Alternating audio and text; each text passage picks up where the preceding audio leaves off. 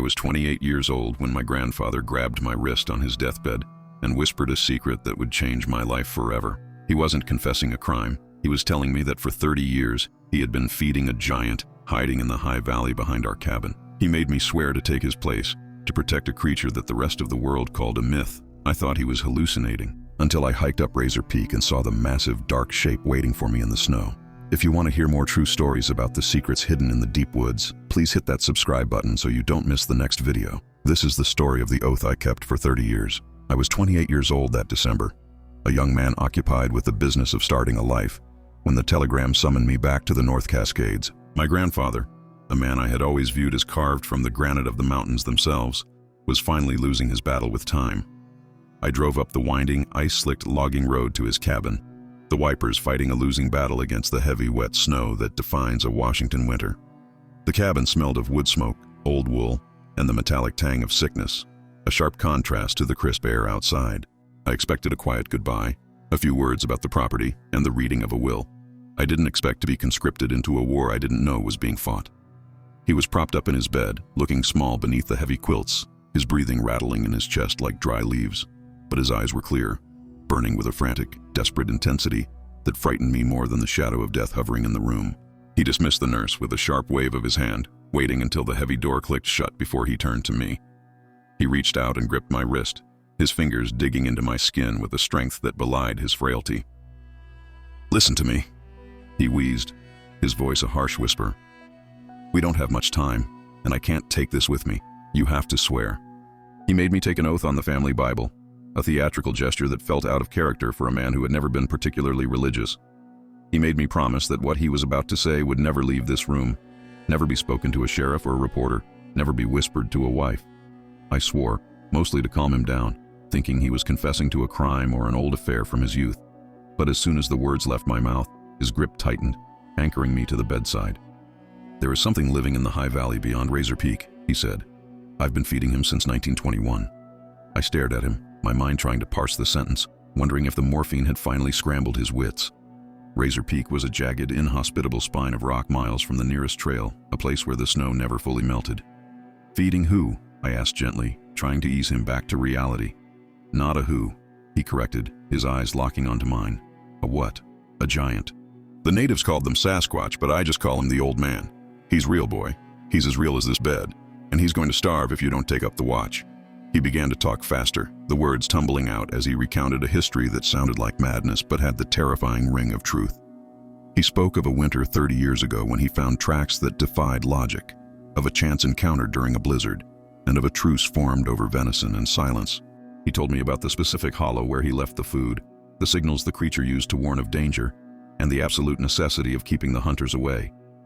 He wasn't confessing a sin, he was transferring a burden. He had spent his entire adult life acting as the secret warden of a species of one. He pointed a shaking finger toward the loose floorboard under his nightstand, instructing me to pull up the cache he had hidden there. Inside was a heavy, oilskin-wrapped bundle containing maps, a calendar of feeding times, and a journal filled with coordinates. "The loggers are getting closer every year," he rasped. "The planes are flying lower. He doesn't know how to hide from the modern world because he remembers a time before it. You have to be his eyes down here. You have to be the wall between him and them." I held the maps in my hands, looking at the red ink marking the sanctuary zone, feeling the weight of the legacy settling onto my shoulders. It was a crushing inheritance, not money or land, but a secret that would isolate me from the rest of the world. I looked at my grandfather, seeing the fear in his eyes. Not fear of dying, but fear of failing the creature he had protected for 3 decades. He was terrified that his death would break the chain, that the creature would wait in the snow for a friend who never came, until the cold took him. "He knows I'm gone," my grandfather whispered, his energy fading rapidly now that the truth was out. "He heard my truck stop coming. He's waiting for the replacement. He knows the bloodline." He looked at me with a pleading expression, asking me to give up my normal life for a ghost story. "Go to him," he said. "Take the pack. Take the meat. Don't let him die alone up there."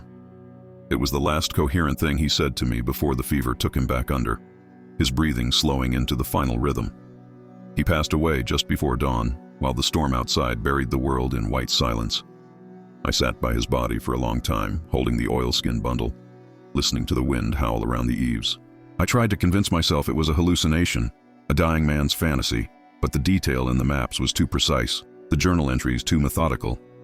He had left me a guide to a world I didn't believe in, and a responsibility I didn't want. But I had sworn the oath. I walked to the window and looked out at the jagged silhouette of Razor Peak, barely visible through the swirling snow. Somewhere up there, in a valley that shouldn't exist, something was waiting for the sound of an engine that would never return. I realized then that I couldn't just walk away. I had to know. I had to go up there and see if the monster was real, or if my grandfather had died chasing a shadow. I packed his old rucksack with dried meat and apples, checked the weather, and prepared to step into his footprints. The first 6 months of 1954 were an exercise in agonizing patience, a test of will that made me question my sanity every time I strapped on my snowshoes. I hiked up to the high valley once a week, hauling 50 pounds of supplies on a wooden pack frame that dug into my shoulders. The physical climb was brutal, a vertical ascent through drifts that often reached my waist. But the psychological toll was heavier. I was walking into the territory of a creature that had lost its only link to the human world, and it regarded me not as a savior, but as an intruder wearing a dead man's clothes. I followed my grandfather's maps to the letter, finding the specific hollow beneath a granite overhang where he had established the drop site. The first time I saw him, it was nothing like the intimate encounters my grandfather had described in his final moments. He was a dark, towering silhouette standing on a ridgeline over 300 yards away, silhouetted against the gray winter sky. He didn't come down. He didn't acknowledge the food. He just stood there, motionless as a standing stone, watching me with a suspicion that was palpable even across the distance. He knew I wasn't the old man. The gait was different, the scent was different, and the rhythm of my movement was wrong. I was a stranger in his sanctuary, and he was deciding whether to tolerate me or remove me. I laid out the food, dried venison, apples, and a block of salt, arranging it exactly as the journal instructed, on a flat stone cleared of snow. I retreated to the designated observation rock, 100 yards downwind, and sat and waited. For hours, nothing moved but the wind and the falling snow. The creature stayed on the ridge, a silent sentinel refusing to break cover while I was present. He was testing my endurance, seeing if I was just a weekend tourist who would get bored and leave, or if I possessed the stubbornness of the man who came before me. I began to speak to the empty air, feeling foolish at first, my voice sounding thin and fragile in the vast acoustic bowl of the valley. "I'm his grandson," I shouted into the wind. "He's gone. I'm taking the watch." I read aloud from the newspaper I had brought. I recited poetry. I talked about the weather. The goal wasn't to convey information. It was to imprint my vocal signature on the landscape, to let him learn the timbre and cadence of my voice so it would become a known variable. I wanted him to know that I wasn't hiding, that I was noisy and obvious, and therefore not hunting him. Week after week, the routine remained the same. The hike, the drop, the wait, the silence.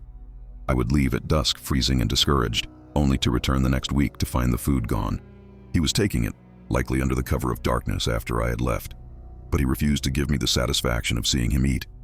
It was a ghost relationship, an interaction defined by the absence of the other party. I started to wonder if I was just feeding a bear, if the figure on the ridge was just a trick of the light and my own grief. But as spring began to break the hold of the ice, the dynamic shifted incrementally. He began to tolerate my presence at closer ranges, moving from the high ridge to the tree line of the valley floor.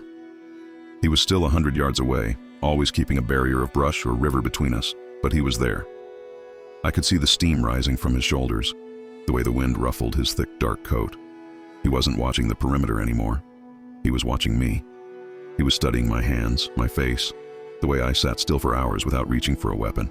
I made a point of never bringing a gun, a terrifying decision in grizzly country, but a necessary one to establish trust. I would hold my empty hands up when I arrived, turning in a slow circle to show I was unarmed. I learned to move slowly, deliberately, avoiding sudden jerks that might trigger a predator response. I was learning the etiquette of the wild, the subtle body language of non-aggression that humans have forgotten in our cities. I was stripping away the predator in myself to become a neutral object in his world. By June, the snow had melted enough to reveal the wildflowers, and the creature's behavior changed from surveillance to curiosity. He started leaving signs that he had been near my observation rock while I was gone. A stack of pine cones, a twisted branch, a single large footprint pressed deliberately into the mud next to where I sat. It was a communication, a way of saying, "I see you. I was here." He was probing the boundaries, testing to see if I would react with fear or aggression to his proximity. One afternoon, I fell asleep against the rock, exhausted by the hike and the warmth of the sun. I woke up with a start, the sun dipping below the peaks. realizing I had been vulnerable for an hour. I looked at the food stone. It was empty. He had come down while I slept, walked past me within 20 feet, taken the food, and left without waking me. He could have killed me easily, but he had chosen to let me sleep. It was the first concrete proof that the truce had been transferred. I walked down the mountain that evening with a lighter step, knowing that the probation period was ending. He had accepted the food from my hand, metaphorically speaking, and he had spared my life when I was defenseless. We hadn't exchanged a single gesture or sound yet, but the foundation had been poured. I knew that the silence was about to break, that he was ready to move from tolerating my presence to actually engaging with it. The next time I went up, I wouldn't just be a delivery boy, I would be a student. Between 1955 and 1959, the valley transformed from a place of silent observation into a classroom of complex, nonverbal linguistics. We didn't share a spoken language. My English was useless to him, and his vocal cords were built for volume and projection, not the delicate articulation of words. Instead, we constructed a pidgin dialect built entirely on sound, posture, and intent. It started with the basics of survival. A low, vibrating rumble deep in his chest meant safe or content, a sound that I could feel in my sternum from 20 yards away. A sharp, explosive huff of air through his nose meant alert or stop, a signal that froze me in my tracks instantly, trusting his senses over mine. I learned very quickly that the rules of human social interaction did not apply here, particularly regarding eye contact. In my world, looking someone in the eye is a sign of honesty. In his world, prolonged direct eye contact was an act of aggression, a challenge for dominance. If I stared at him too long, he would stiffen, his muscles bunching, and he would turn his head away sharply to break the connection. I learned to look at him peripherally, keeping my gaze soft and unfocused, directed at his shoulder or the ground near his feet. It was a submissive, respectful way of seeing that allowed him to relax, creating a bubble of safety where we could exist together without the threat of violence.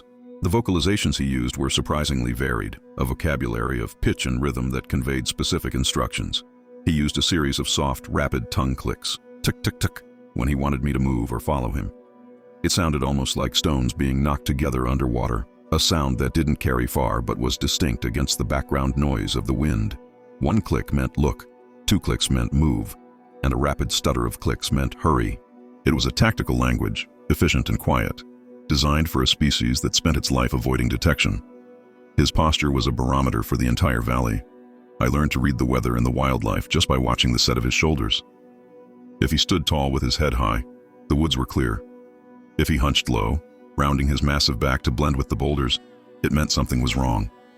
A bear, a storm, or a plane flying too low. He taught me to mimic these postures, to make myself small when the threat level rose. There were times we would crouch together in the brush for an hour, silent and immobile, waiting for a threat I couldn't see or hear to pass us by. We developed a way to discuss locations using a combination of gaze and hand gestures that was remarkably precise. He would point with his entire hand, fingers slightly curled, indicating a general direction, and then refine it with a tilt of his head.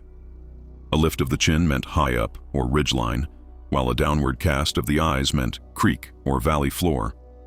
I could ask him where the elk were by mimicking antlers with my hands and raising my eyebrows, and he would respond with a gesture that told me exactly which slope they were grazing on.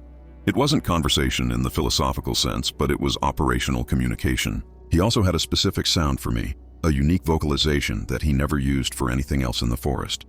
It was a 2-tone whistle, rising and then falling, that sounded eerily like a bird call but with a deeper resonance. He would use it when I arrived at the trailhead, a greeting that let me know he was aware of my presence and that the sanctuary was open. Hearing that whistle drift down from the rocks became the highlight of my week, a sonic invitation that welcomed me back into a world that felt more like home than my own house. The most profound lesson he taught me was the concept of active silence, the ability to project a lack of intent. He showed me that you could be loud even when you were quiet if your mind was racing, or your body was tense. He taught me to empty my thoughts, to slow my heart rate, to become a void in the sensory landscape. When I achieved this state, he would come closer, sensing the drop in my biological noise. We would sit together, not communicating anything other than the fact that we were both there, breathing the same air, 2 conscious beings sharing the passage of time. There were moments of humor too, flashes of personality that broke through the stoic facade of the survivor. If I tripped or dropped something, he would make a huffing sound that was unmistakably a laugh, a dry, wheezing chuckle at the clumsiness of the hairless ape. He would sometimes mock my movements, exaggerating my stiff climbing style, showing me that he saw me clearly, flaws and all. It humanized him, stripping away the monster myth and revealing a being with a sense of irony and a capacity for amusement. By the end of the decade, the bond was absolute. I was no longer just the grandson of the man who fed him. I was his partner, his link to a world he didn't understand but had to navigate. He trusted me to watch the horizon for the things he feared, the machines, the guns, the encroaching lines of civilization. I trusted him to keep me safe in the high country, to guide me through the blizzards and the rock falls. We were a team, operating in a secret jurisdiction where the laws of man didn't apply. But as the 1960s began, the outside world started to press harder against the boundaries of our sanctuary. The silence of the mountains began to be punctuated by new, mechanical sounds drifting up from the lowlands. At first, it was just the distant hum of traffic on new highways, but soon, it became something more aggressive. On a clear day in the summer of 1965, the wind carried a sound that made the creature stiffen and bare his teeth, the high-pitched, angry whine of a two-stroke engine, getting closer than it ever had before. The summer of 1965 brought a heat wave that baked the moisture out of the earth, turning the pine needles brittle and the air thick with dust. But it wasn't the heat that shattered the peace of our sanctuary. It was a sound that drifted up from the lower valley like the buzzing of 1,000 angry hornets. Chainsaws. The mechanical whine was faint at first, a nuisance carried on the wind, but day by day it grew louder, more distinct, accompanied by the heavy, diesel-fueled roar of bulldozers and skidders. A logging outfit from Portland had bought the timber rights to the adjacent parcel, and they were chewing their way up the mountain with a hunger that terrified me. I hiked in on a Tuesday, the noise of the logging operation echoing off the canyon walls, polluting the acoustic purity of the high country.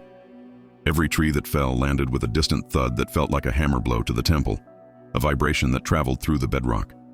When I reached our usual meeting spot, the atmosphere was electric with tension.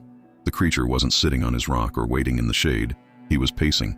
He moved back and forth across the clearing with a frantic, caged energy, tearing saplings out of the ground by their roots and tossing them aside in frustration.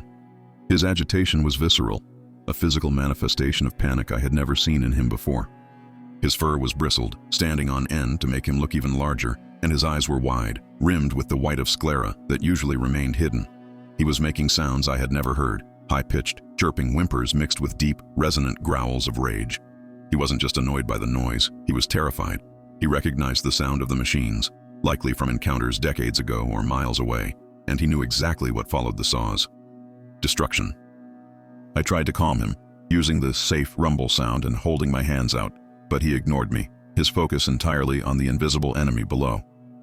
He stopped pacing and rushed toward me, closing the distance with a speed that made me flinch. He didn't stop at the respectful buffer zone we had maintained for years. He came right up to me, towering over my frame, blocking out the sun. The smell of his fear was overwhelming, a sharp, acidic musk that burned my nose. He reached out and grabbed my arm, his fingers wrapping around my bicep with a force that bruised the muscle instantly. It wasn't an attack. It was a desperate plea for attention, a demand that I witness what he was seeing. He pulled me, not gently, toward the high ridge that overlooked the southern approach to the valley. I stumbled, struggling to keep my footing as he towed me up the steep incline, his strength absolute and unyielding. He moved with a manic urgency, scrambling over loose shale and deadfall, dragging me along like a doll. He needed me to see the threat, to validate his fear, to tell him if the monsters were coming for his home. We crested the ridge, lungs burning, and the view opened up to reveal the devastation below. Through the haze of heat and dust, I saw the clear cut, a brown scar widening like a disease on the green skin of the mountain. It was closer than I had realized, maybe 4 miles as the crow flies, but creeping upward with every hour. I raised my binoculars, my hands shaking, and focused on the tree line. That's when I saw them, bright neon orange survey ribbons tied to the branches of the old-growth firs, marking the next sector for harvest. The markers were climbing the slope, a line of fluorescent flags that signaled the death warrant of the forest. They were heading straight for the natural choke point that protected our valley, the geological bottleneck that kept the world out. If the loggers punched a road through that pass, the sanctuary would be exposed. The creature stood beside me, watching me look through the glass, waiting for my verdict. He pointed a trembling finger at the orange ribbons, then made a slashing motion across his throat, the sign for death or end. He let out a scream then, a sound of such raw, unfiltered anguish that it silenced the chainsaws below for a heartbeat. It wasn't a roar of dominance. It was a cry of grief for the land that was being peeled away. He grabbed a boulder the size of a microwave and hurled it down the slope, watching it crash and shatter, a futile gesture against the industrial machine eating his world. He looked at me, his eyes pleading for a solution, for a magic trick that would make the yellow machine stop. But I had nothing. I was just a man with a backpack, as helpless against the logging company as he was. We stayed on the ridge until sunset, watching the lights of the logging camp flicker on in the distance.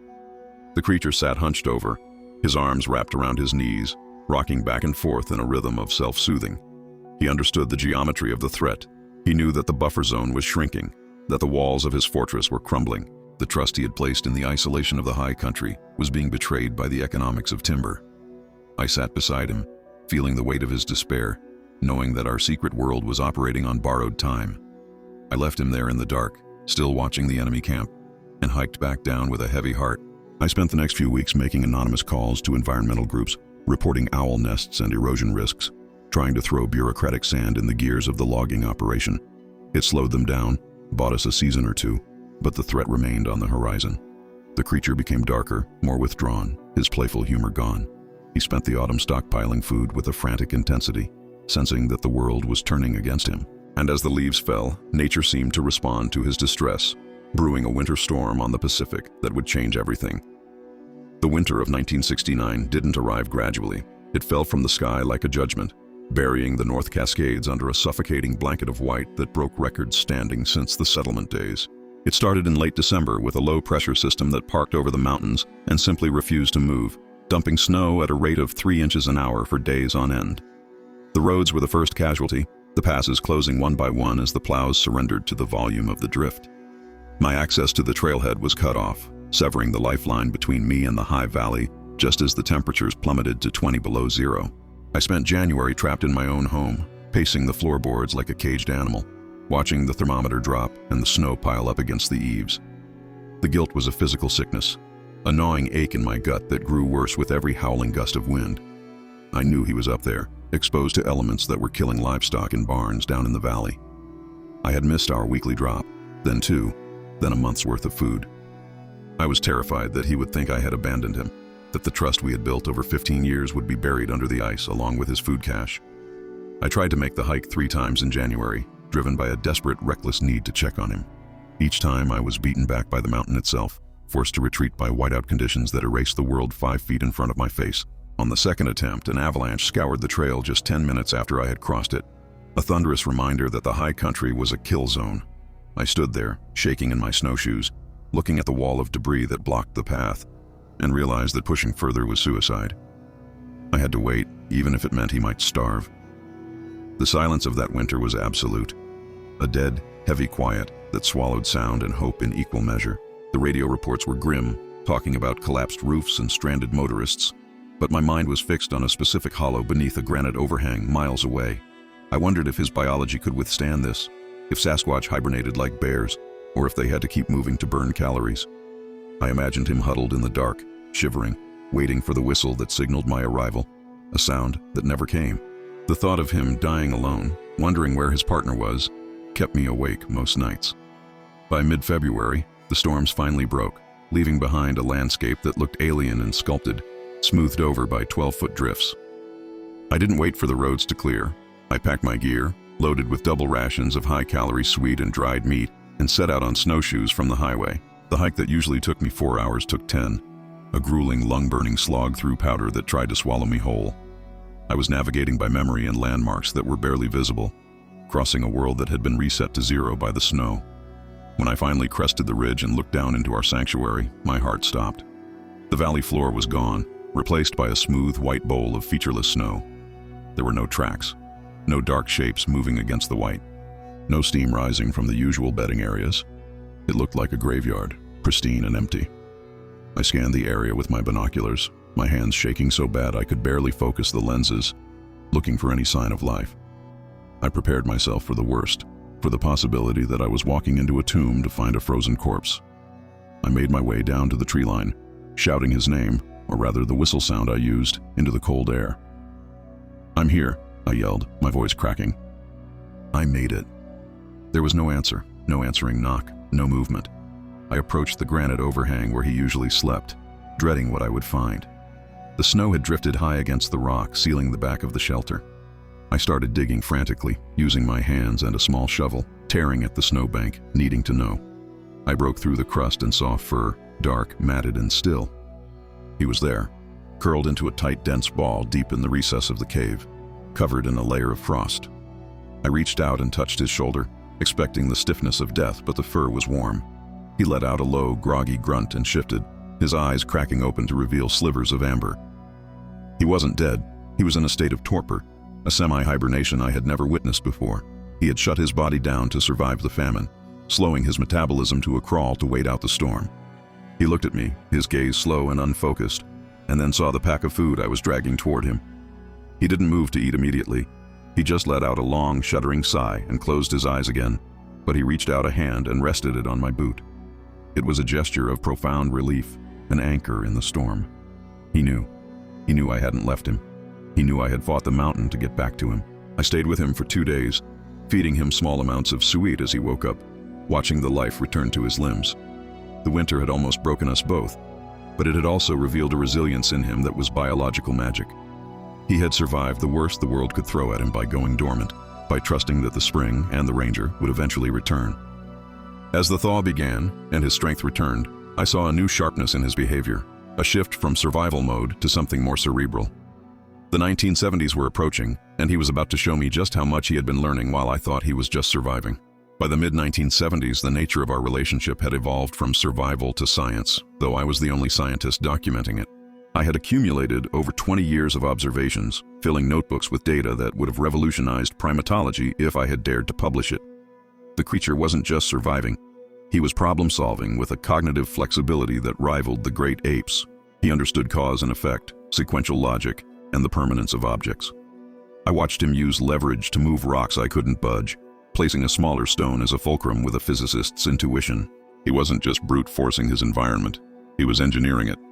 One afternoon in 1974 stands out as the definitive proof of his intellect. I had accidentally left a surplus ammunition box, a heavy steel container with a complex latch mechanism, locked and secured near the observation rock. Instead of smashing it with a rock, which would have been the bare solution, he studied it. I watched through my binoculars as he turned the box over, inspecting the hinges, testing the tension of the clasp. He spent an hour manipulating the latch, trying different angles of pressure, his brow furrowed in concentration. When he finally popped it open, he didn't recoil. He looked inside, took out the dried fruit, and then, miraculously, closed the latch back up. He understood the mechanism. His memory was another marvel, a mental map that spanned decades and miles. We would be walking through a section of forest we hadn't visited in 5 years, and he would suddenly stop and point to a specific hollow tree. Inside, hidden deep in the rot, would be a cache of dried mushrooms or a toolstone he had left there half a decade ago. He remembered not just the location, but the inventory. He navigated the landscape not by trail markers, but by a 4D internal GPS that accounted for time and season. I began to test his numeracy, arranging rocks in patterns to see if he recognized the difference between quantities. I would place 3 stones on a log, then look away. When I looked back, there would be 3 pine cones next to them. If I placed 5, he matched 5. He could count, at least conceptually, matching quantity for quantity. It wasn't just mimicry, it was an understanding of abstract value. He knew that 3 apples were better than 1, and he knew that sharing meant dividing the pile, not just taking the whole. His tool use expanded beyond simple rocks and sticks. I watched him weave a complex scoop out of flexible willow branches to sift through the creek bed for crawfish, a tool he made on the spot and discarded when done.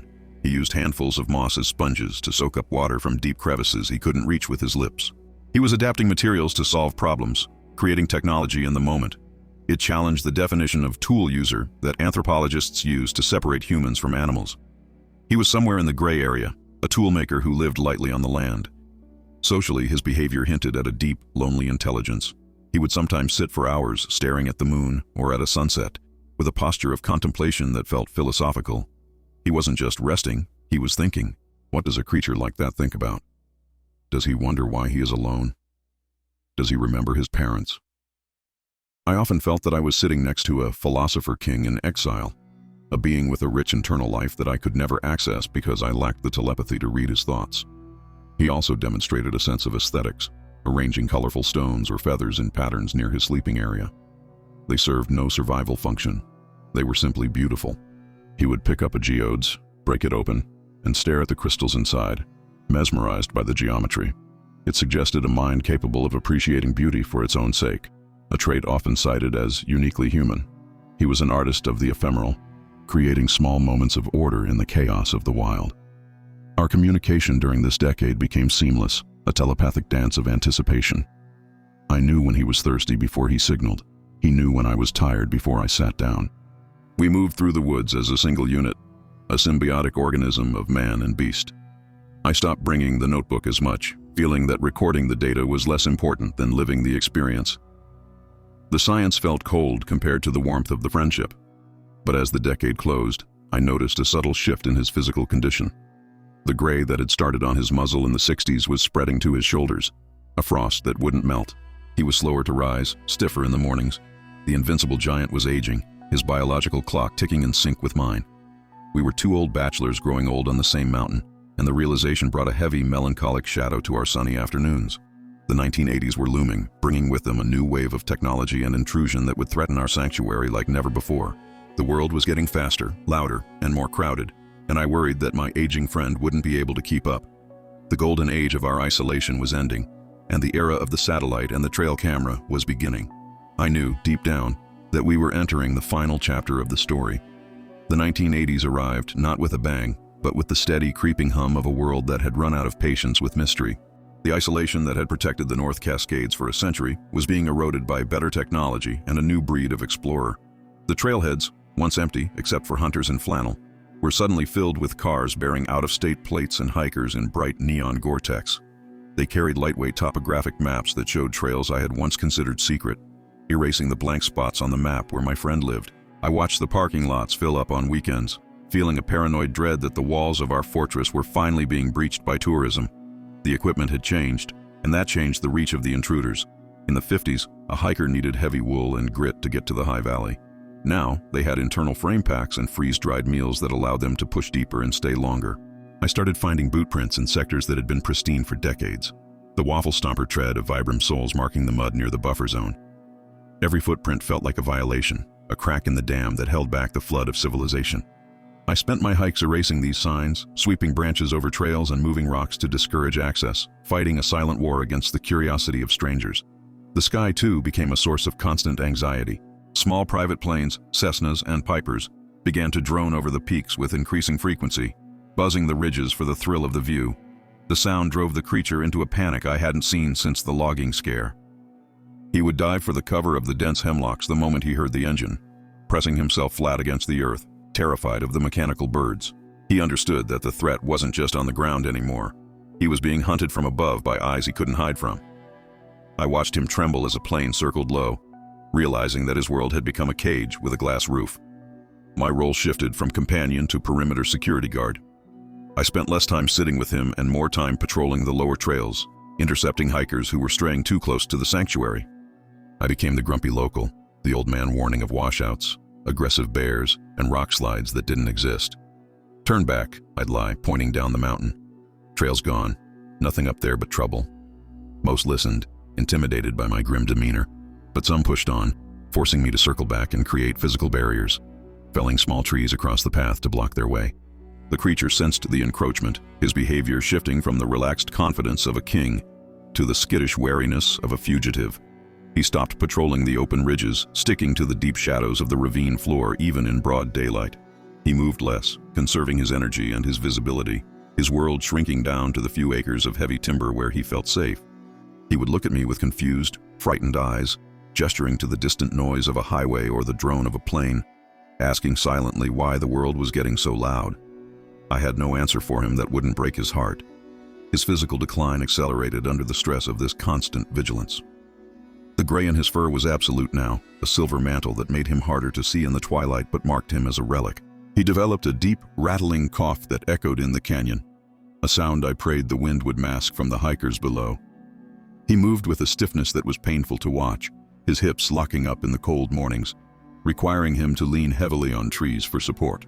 He was an old warrior running out of room to retreat, and his body was failing him just when he needed it most. One afternoon, a group of college students camped illegally just a mile from our meeting spot, their laughter and music carrying up the slope. The creature and I sat in the brush, watching their campfire through the trees, two ghosts spying on the living. He looked at the fire, then at me, with a profound sadness that transcended species. He wasn't angry at them. He was mourning the loss of the silence.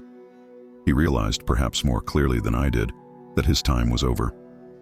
The era of the giant was ending, pushed out by the era of the radio and the nylon tent. I doubled my efforts to protect him, bringing more food to spare him the effort of foraging, bringing tarps to waterproof his sleeping area, since he could no longer maintain the roof himself.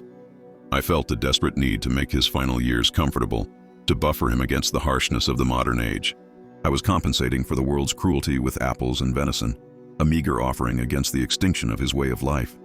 He accepted the help with a weary grace, his large hands trembling slightly as he took the food, his eyes conveying a gratitude that crushed me. We spent our time together in a state of heightened alert, jumping at shadows, our old peaceful communion replaced by a siege mentality. We were holdouts in a fortress that was being surrounded, checking the locks while the enemy marched at the gates. I hated the hikers, hated the plains, hated the passage of time that was stealing him from me. I wanted to freeze the world, to go back to 1954 when the snow was deep and the valley was ours, but the calendar marched on relentlessly. By the late 80s, I knew the end was close. It wasn't just his age, it was his spirit. He had stopped looking at the horizon, stopped scanning for the future. He spent his days sitting near the creek, watching the water flow, lost in the memories of a time before the engines came. He was preparing to leave, not just the valley, but the world. And I, gray-haired and tired myself, could do nothing but sit beside him and hold his hand while the sun went down on the epoch of the wild. The morning of November 14, 1989, broke with a sky the color of a bruised plum, the air thick with the scent of coming snow. I was 64 years old, my knees protesting every step of the incline, my breath wheezing in the thin air. I had a heavy feeling in my gut that had nothing to do with the weather, a premonition that had woken me up at 3:00 a.m. The woods felt unusually quiet, stripped of the ambient noise of birds and wind, a vacuum that sucked the sound out of my footsteps. When I reached the edge of the clearing, I didn't have to whistle. The silence told me everything I needed to know. He was lying on his side in the center of the meadow, in the exact spot where we had first sat together 34 years earlier. At first glance, he looked like a fallen boulder, dark and immobile against the frost-covered grass. But as I hurried closer, dropping my pack, I saw the shallow hitching rise and fall of his massive ribcage. He didn't lift his head as I approached. He didn't have the strength. He simply rolled his eyes toward me, the amber irises dull and clouded with the milky haze of the end. He wasn't sleeping. He was waiting. I knelt in the wet grass beside him, ignoring the cold soaking into my jeans, and placed my hand on his shoulder. The heat that usually radiated from him like a furnace was gone, replaced by a lukewarm, fading energy. His fur was coarse and dry, lacking the oily sheen of health, and his breathing had a wet, rattling quality that signaled fluid in the lungs. He let out a low, soft groan when he felt my touch, not a sound of pain, but of recognition. He knew I was there. The watchman had arrived to relieve him of his duty. I knew immediately that there was no saving him this time. This wasn't a wound I could bandage or a hunger I could feed. This was the machinery of life simply winding down, the gears grinding to a halt after decades of hard use. I set up my camp right there in the open, building a fire close enough to cast warmth onto his back, defying every rule of stealth we had ever followed. I didn't care about the plains or the hikers anymore. I wasn't going to let him die in the cold, and I wasn't going to let him die alone. I spent the next 3 days sitting by his head, talking until my voice was hoarse. I recounted our history, speaking into the gray ear that twitched occasionally at the sound of my voice. I talked about the blizzard of '69, the logging scare, the day he opened the ammo box. I wanted him to know that his life had been witnessed, that his struggle had been recorded in the memory of another living soul. He would drift in and out of consciousness, his massive fingers twitching in the grass, dreaming of hunts and high ridges I could never visit. On the second night, the snow began to fall, soft, large flakes that settled on his dark fur like a shroud. I brushed them away constantly, grooming him one last time, keeping the vigil. He opened his eyes and looked at me, a moment of startling clarity breaking through the fog of dying. He made a weak, chuffing sound, the old safe signal, and tried to nudge my hand with his nose. He was comforting me. Even at the end, his instinct was to reassure the smaller, weaker creature that everything was all right. By the third morning, his breathing had slowed to a terrifying rhythm, long pauses of silence stretching between each gasp. I held his hand, my small, pale fingers lost in the calloused leather of his palm. His grip, which once could have crushed stone, was weak, a faint pressure that fluttered like a bird's wing. He looked at me one last time, the amber light in his eyes dimming to a flicker. There was no fear there, only a profound, ancient weariness. He had held the line for as long as his biology allowed. He took a deep, shuddering breath, his chest expanding one last time against the gravity of the earth. And then, he didn't exhale. The massive body went still, the tension leaving his muscles, settling into the final, heavy repose of death. I waited, holding my own breath, praying for another rise of the ribs. But the stillness was absolute. The king of the North Cascades was gone. The valley, which had been his kingdom and his cage, was suddenly just a collection of rocks and trees, empty of the spirit that had animated it. I sat there for a long time, holding his cooling hand, feeling the snow accumulation on my shoulders. I was the last keeper of the secret, the sole curator of a museum that no one would ever visit. I didn't bury him. I couldn't move 800 pounds of dead weight, and the ground was frozen hard. I covered him with pine boughs and stones, building a cairn over his body to protect him from the scavengers. It was a humble grave for a giant, a mound of gray rock disappearing under the white snow. I hiked out of the valley as the sun went down, an old man of 64 leaving his heart on the mountain. I never went back. I couldn't bear to see the stones disturbed or the valley empty. I kept the oath my grandfather forced on me, and I kept the secrets I learned on my own. But every time I look at the mountains, I don't see scenery. I see a fortress that has lost its commander. The world says they don't exist, but I held his hand while he died, and that truth is the only thing I have left.